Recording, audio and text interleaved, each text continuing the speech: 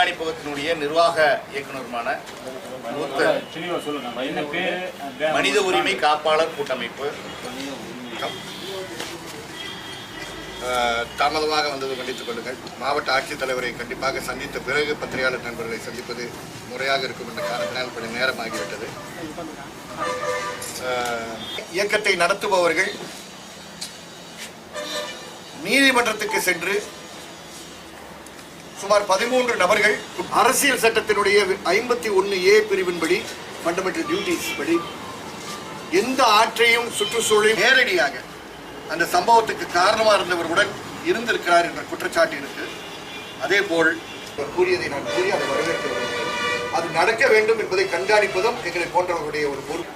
எனக்கு தெரிந்து ஒரு 8-9 பொய் வழக்குகள் போட்டிருக்கக்கூடிய ஒரு கலாச்சாரம், கிரிமினலைசேஷன் ஆஃப் ப்ரொடெஸ்ட், எதிர்ப்பு தெரிவித்து செயல்பாட்டில் ஈடுபட்டிருக்கக்கூடிய அனைத்து விவசாயிகளையும் பொதுமக்களையும் இந்த பிரச்சனைக்கு வெவ்வேறு நிலைகளில் எங்களுடைய கூட்டமைப்பின் சார்பாக நாங்கள் வேண்டி கேட்பது, மாவட்ட ஆட்சித்தலைவர் உடனடியாக அந்த பகுதிக்கு தானே நேரடியாக அமைதியாக விஜயம் செய்து பெறப்பட்டிருக்கக்கூடிய மனுக்களின் அடிப்படையில் நடவடிக்கை எடுக்க வேண்டும் என்று மாவட்ட ஆட்சித்தலைவர் செய்யக்கூடிய தருணத்தில் இருக்கக்கூடிய நபர் என்று நான் நம்புகின்றேன், செய்வார் என்று எதிர்பார்க்கின்றேன்.